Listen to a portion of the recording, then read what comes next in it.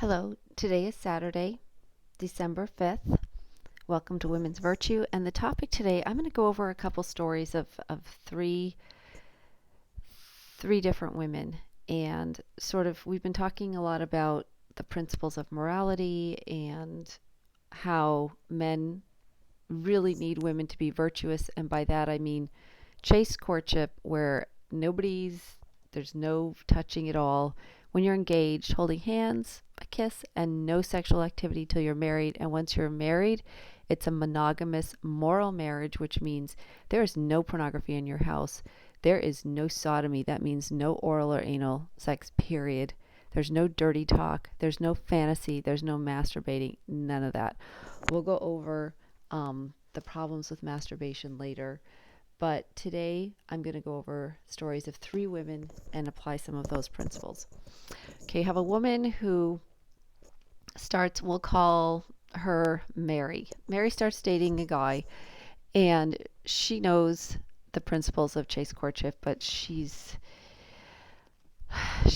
has, now keep in mind, Satan loves to always have women fall, because if Satan can undermine women, he can undermine men at the same time, because men need women's virtue to walk with God.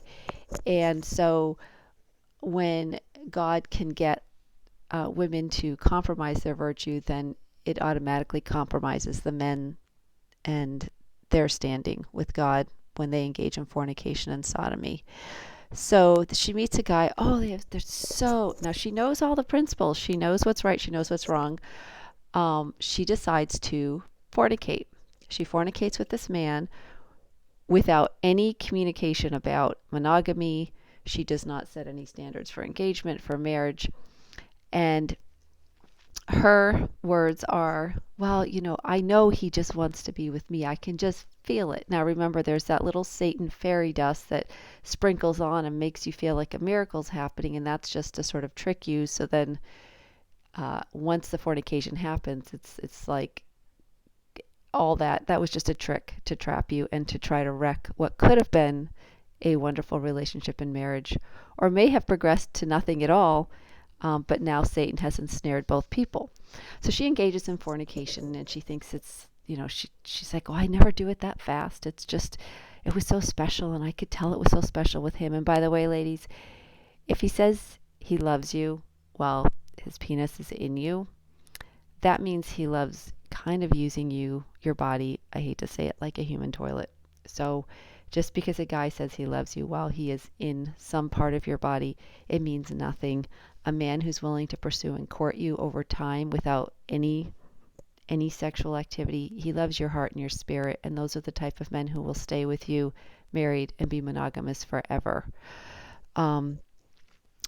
So back to this woman. So after about a few weeks of fornicating with him, he comes to her and wants to know if she will do a threesome. She's in tears. How could he do this? She thought they had something special. Well, when you fornicate with a guy, it's like somebody going to buy a car. They kick the tires and they realize this woman's not virtuous, and they want to see, well, you know what? I'm not going to marry her. How low can I take us? So they'll usually come and request anal sodomy or oral sodomy or a threesome or some weird thing. Okay? And all that meant was that he doesn't see her as somebody, and I can tell you he didn't marry her, ended up leaving her. So that was, she was so confused. How could it go from being so amazing to being, how could he, hurt her feelings so much? Had she had different standards, that man would have either pursued her and possibly married her and still be with her, and her heart would not have been hurt. So this was at her own hands, her own ignorance. My people perish for lack of knowledge. Or he would have lost interest in her and moved on, and someone else could have come in who really saw her heart and her spirit and fell in love with her. But now her low standards wasted her time, his time, hurt her, and just it was just a waste. And she was kept from being somebody's wife and possibly mother, and he was kept. All Satan's little tricks. So the next woman.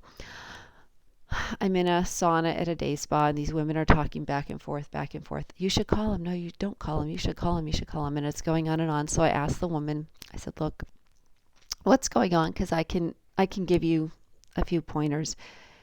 And I said, let me ask you a question. Where has he been in your body? And I pointed to her mouth, or just like mouth, or where else? And she pointed to her mouth. And I said, did you drive to his house at 2 in the morning and perform oral sodomy on this guy? Was it sort of like that? And she just nods her head. And she's in front of her two friends, and they're beautiful girls, probably in their late 20s, absolutely beautiful, intelligent.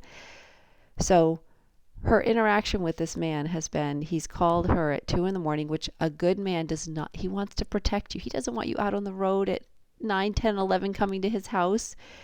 And she shows up, and then she performs oral sodomy on this guy. And I said, do you really think when you get in a car and drive over there at 2 in the morning and you're doing that and the guy's looking at you, do you really think he's thinking, this is my future wife, the mother of my children? He's not. And I said, do you want to marry this man? She shrugs her shoulders. And I said, do you want to get married at some point? Do you want to have children? And I said, and she's like, I think so. And I asked her, I said, has he ever taken you out to a meal? And she shook her head.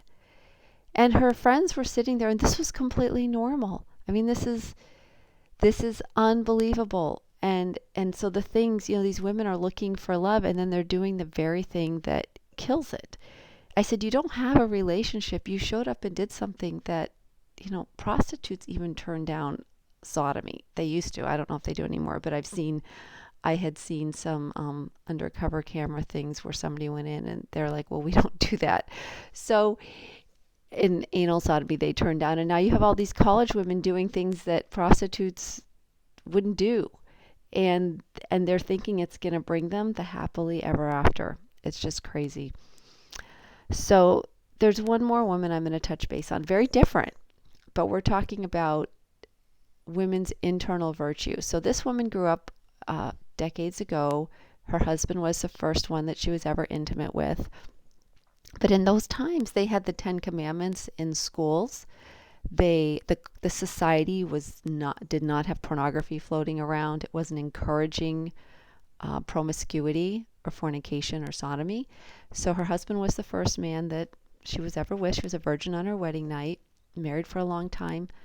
But her kids were completely, went to church every week, but these kids went through divorces or married alcoholics or never got married, chronic fornicators. And so what happened? What happened? And so what happened was that our society, pornography was illegal. All sodomy was criminalized in most states. Fornication was looked down upon. It wasn't promoted in schools. The Ten Commandments were promoted in schools. So our culture in America had more godly, civilized standards, and people were able to benefit from that. But then when sodomy got decriminalized, pornography got promoted, Kinsey published his papers, and all this promoting of fornication and sodomy and just deviant sex came out. I think of it like women got sent out into the world without a winter coat because their parents didn't need the winter coat. And a lot of times their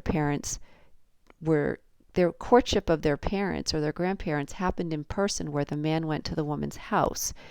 And then so at the same time that morals went out the windows, cars came out, and parents and grandparents, they just really had no idea how to teach their children or their grandchildren how to not get hurt by this new, harsh, immoral, I'll say satanic environment. And so our culture used to have external virtue, but it wasn't building the women's internal virtue at the same time. So when the external culture virtue disappeared, women were just completely unprotected.